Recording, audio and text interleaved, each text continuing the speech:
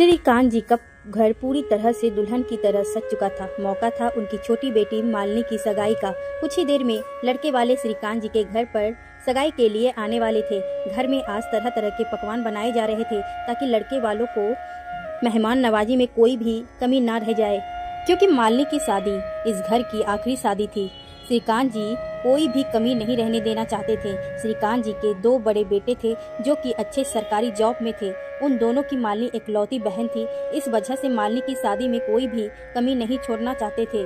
वह चाहते थे कि मालिनी की शादी शहर की बेस्ट शादियों में एक हो। मालिनी की शादी जिस लड़के से हो रही थी वह लड़का शिक्षा पद अधिकारी था। मालिनी थी भी तो बला की खूबसूरत। उसे जब लड़के वाले देखने आए थे तो एक नज़र में ही पसंद कर लिया था।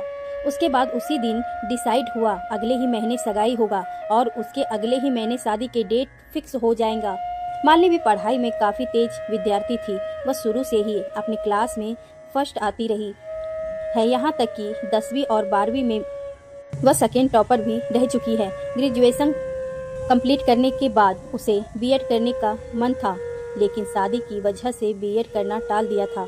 उसे सोचा कि जब शादी हो जाएगी तो वह अपना बीएड कंप्लीट करेगी और टीचर की जॉब करेगी। उसे टीचर की जॉब करना पसंद था। बाहर गाड़ी की हॉर्न की आवाज़ सुनाई दी तो घर वाले सब काम छोड़कर बाहर निकले तो लड़के वाले घर पर आ गए थे। मालिनी के दोनों बड़े भाई और पिता श्रीकांत जी ने मेहमानों का स्वागत करते हुए घर के अंदर लेकर आए। कुछ देर बाद ही सगाई की रस्म अदा की गई। मालिनी और उसका होने वाला पति दीपक एक दूसरे को अंगूठी पहनाकर सगाई की रस्म अदा की। अगले महीने पंडित जी को बुलाकर शादी के डेट फिक्स कर दिए गए। 1 महीना कब बीता पता ही नहीं चला और शादी का दिन नजदीक आ गया। मालिनी की शादी बड़ी ही धूमधाम से हुई, इसलिए शादी की चर्चा पूरे शहर में थी। मालिनी के भाइयों का अच्छा था कि मालिनी के होने वाला पति हेलीकॉप्टर से दरवाजे पर उतरे और ऐसा ही हुआ। रात भर बहुत धूमधाम से शादी की सारी रस्में निभाए गए और सुबह होते ही विदाई का वक्त हो गया। सबने नम आंखों से मालिनी की विदाई की। कुछ ही देर बाद मालिनी अपने ससुराल पहुंच चुकी थी। वहां पर भी उसका स्वागत बहुत ही अच्छे तरीके से किया गया। दीपक एक संयुक्त परिवार में रहता था, इसीलिए उसके यहाँ मेहमानों की कमी नहीं थी। घर मेहमानों से भरा हुआ था। चाचा मामा ताऊ सब आए थे। 2-4 दिन तो मालिनी के कैसे तैसे बीत मालिनी को पता भी नहीं चला। मालिनी से कोई भी काम करने को नहीं दिया जाता था। उसकी सेवा में सब हाजिर रहते थे। एक दिन सुबह मालिनी की सास ने मालिनी से बोला, बहू अगर अपने मायके जाना चाहती हो तो 2-4 दिन के लिए चली जाओ, क्योंकि सारे मेहमान जाते के साथ ही फिर 6 महीने जाने का समय नहीं मिलेगा। यह सुन मालिनी बहुत खुश हुई और उसने अपनी माँ को फोन करके यह बात बताई। शाम को ही उसका छोटा भाई मालिनी को लेकर अपने घर आ गया था।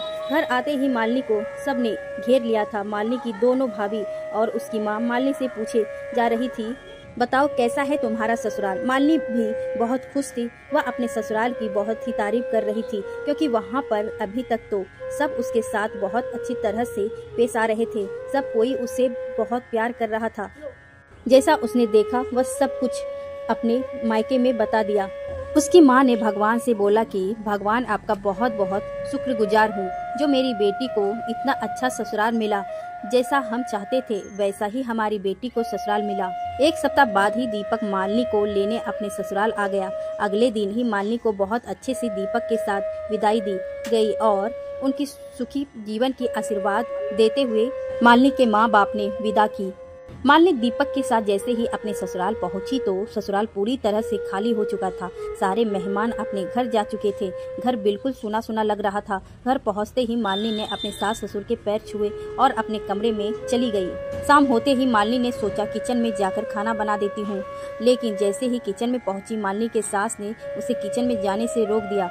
बोली, बहू हमारे यहाँ बहू ऐसे ही किचन में नहीं चली जाती है। कल सुबह अच्छे से नहा धोकर पूजा कर किचन में प्रवेश करेगी, उसके बाद भी तुम किचन में खाना बनाना शुरू कर सकती हो।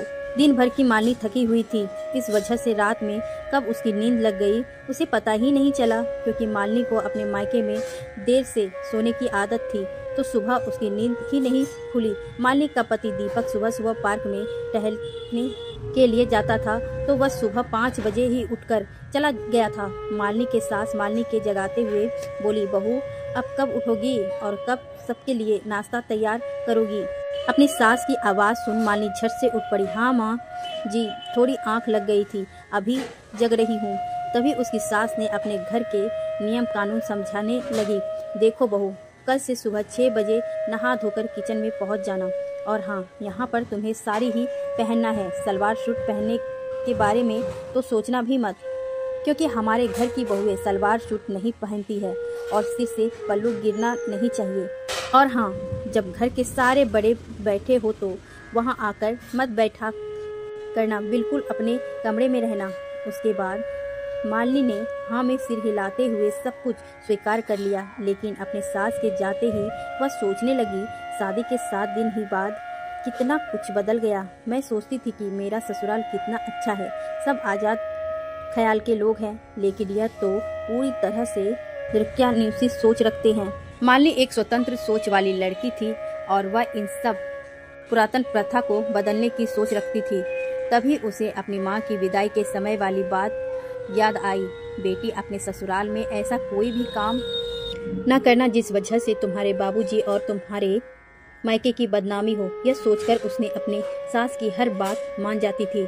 दीपक मालिनी को बहुत प्यार करता था, लेकिन वह अपनी माँ से बहुत डरता था। इस वजह से बहुत कुछ चाहकर भी नहीं कर पाता था। वह ऑफिस से घर आता तो भी अपने कमरे में नहीं जाता था, बल्कि माँ बाबूजी के साथ ही उनके पास ही बैठा रहता था। जब सोने का समय होता तभी वह अपने कमरे में जाता। इस वजह से मालिनी और दीपक में बहुत कम ही बात हो पाती थी, क्योंकि तब तक दिन भर की थकी हारी मालिनी को नींद आने लगती थी और वह सो जाती थी। ऐसे ही करते हुए दिन बीतते जा रहा था। एक दिन मालिनी को उसके पसंदीदा हीरो की फिल्म रिलीज हुई थी। उसने देखने की इच्छा जाहिर की तो उसने बोला, इसमें कौन सी बड़ी बात है, चलो चलते हैं। टिकट बुक करवा लिया था और तैयार होकर सिनेमा देखने के लिए जैसे ही निकले, माँ दरवाजे के पास खड़ी थी। माँ ने पूछ लिया, कहाँ जा रहे हो बहू?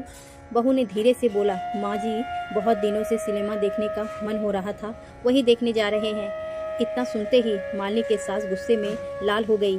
मालिनी, याद रखो, यह तुम्हारा मायका नहीं ससुराल है, जब मर्जी जहाँ भी चले दो। यहाँ बहू सिनेमा देखने नहीं जाती है। अगर कहीं घूमने का मन हो तो तुम मेरे साथ मंदिर चलना, बाहर लोग देखेंगे तो क्या कहेंगे बेटा। और बहू देखो, अभी शादी के 1 महीने भी नहीं हुए और ऐश करने लगी। माँ के सामने दीपक की एक भी नहीं चलती थी। दीपक बोला, मालिनी, रहने देते हैं, बाद में कभी चलेंगे। उस दिन मालिनी को बहुत बुरा लगा, लेकिन वह कर भी क्या सकती थी।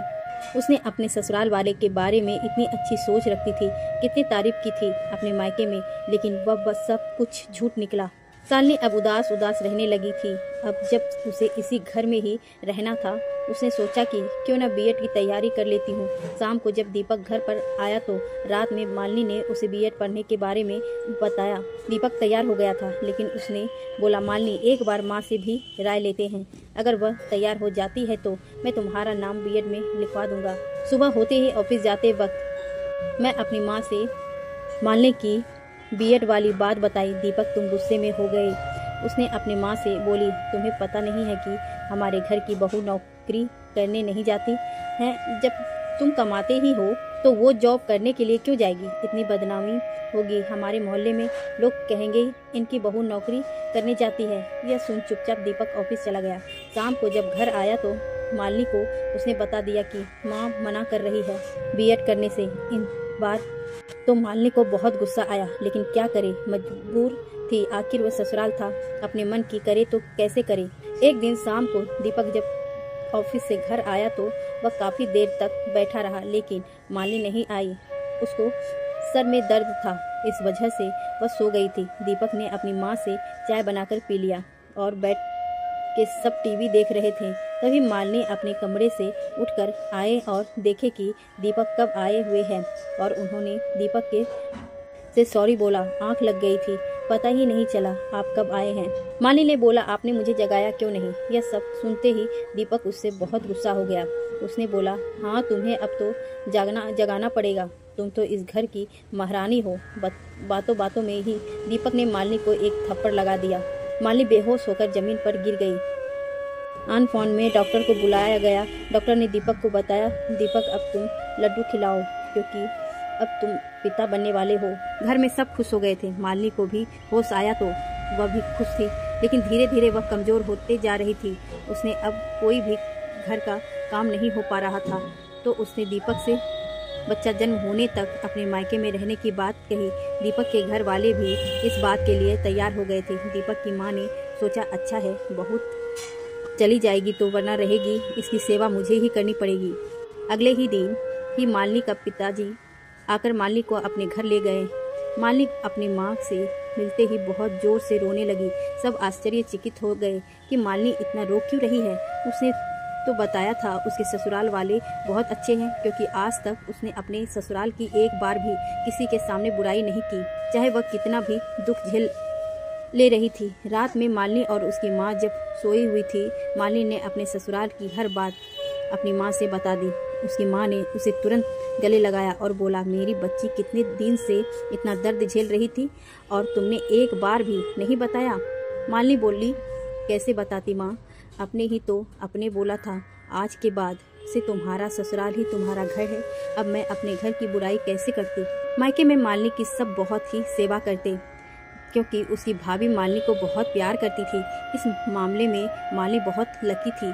मालिनी को कोई भी काम करने नहीं दिया जाता था। धीरे धीरे डिलीवरी के तारीख नज़दीक आ गए। मालिनी को हॉस्पिटल में भर्ती करा दिया गया था। कुछ ही देर बाद ही मालिनी ने एक प्यारी सी बच्ची को जन्म दिया। सब बहुत खुश थे और उन्होंने मालिनी के हस्बैंड दीपक को फ़ोन कर इस बारे में जानकारी दी। मालिनी को बहुत प्यारी सी एक बच्ची हुई है। जब दीपक ने यह सुना कि मालिनी ने एक लड़की को जन्म दिया है, वह फ़ोन काट दिया और दोबारा फ़ोन करने पर फ़ोन बिजी बताने लगा। कई दिन बीत गए। मालिनी के ससुराल वाले की तरफ से न कोई फ़ोन आया, न ही कोई उसे मिलने आया। मालिनी अपने घर आ गई थी। उसमें भी कई बार दीपक को फ़ोन लगाने की कोशिश की, लेकिन दीपक मालिनी का फ़ोन नहीं उठाता था। मालिनी के घर वालों को जब उसके ससुराल वाले की करतूत के बारे में पता चला तो यह भी मालिनी को वहां पर भेजने को तैयार नहीं थी। नहीं वह मालिनी को ले आए और ना ही मालिनी के घर वालों ने वहां मालिनी को भेजने का कोई प्रयास किया। ऐसे करते करते मालिनी 4 साल की हो गई। अब मालिनी को अपने बच्चे की पढ़ाई की चिंता सताने लगी। आखिर वह कब तक किसी और पर निर्भर रहेगी। उसने अपने बीएड की पढ़ाई के लिए अपने भाइयों से बात की। उसके बड़े भाई ने मालिनी के बीएड में एडमिशन करा दिया और कुछ साल बाद मालिनी एक सरकारी स्कूल में शिक्षक बन गई। अब मालिनी भी दीपक के बिना जीने की आदत पड़ चुकी थी। दीपक तो पता नहीं कब मालिनी के दिल से बुझ चुका था। जिस स्कूल में मालिनी शिक्षक थी, उसी स्कूल में एक दिन अचानक से दीपक को निरीक्षण के लिए जाना था और वह स्कूल पहुंचकर जिस क्लास में निरीक्षण के लिए गया, वहां मालिनी को देखकर दंग रह गया। अब मालिनी से नजरें नहीं मिला पा रहा था। वह वापस लौट आया था। बाहर आकर स्कूल की छुट्टी होने का इंतजार कर रहा था। जैसे ही स्कूल की छुट्टी हुई, मालिनी स्कूल से बाहर निकली। दीपक उसके पास चला गया और उसने माफ़ी मांगने लगा। मालिनी, मुझे माफ़ कर दो, मैंने तुम्हें समझ नहीं सका। मुझे तुम्हारी बहुत याद आती है, लेकिन हिम्मत नहीं हो पाती थी कि मैं तुमसे बात करता हूँ। चलो आप घर लौट चलो, माँ भी तुम्हारा इंतजार कर रही है। मालिनी ने दीपक को जवाब दिया, दीपक, तुम्हारे नाम का दीपक तो आज से 3 साल पहले ही बुझ चुका है। जब तुम मुझे और मेरी बेटी को देखने तक नहीं आए, मैंने तो उसी दिन से फैसला कर लिया था कि मैं और अपनी बेटी की जिंदगी में तुम्हारे नाम को हमेशा के लिए बुझा दूंगा। दीपक ने कई बार आग्रह किया कि मालिनी प्लीज मुझे माफ कर दो, मुझे बहुत अफसोस है, मैंने तुम लोगों को बहुत ही दिल दुखाया है। लेकिन मालिनी मानने को तैयार नहीं थी। दीपक समझ गया था कि अब बहुत देर हो गई है। एक बार जब मोम का दीपक पूरी तरह से जल जाता है तो उसे दोबारा जलाया नहीं जा सकता है।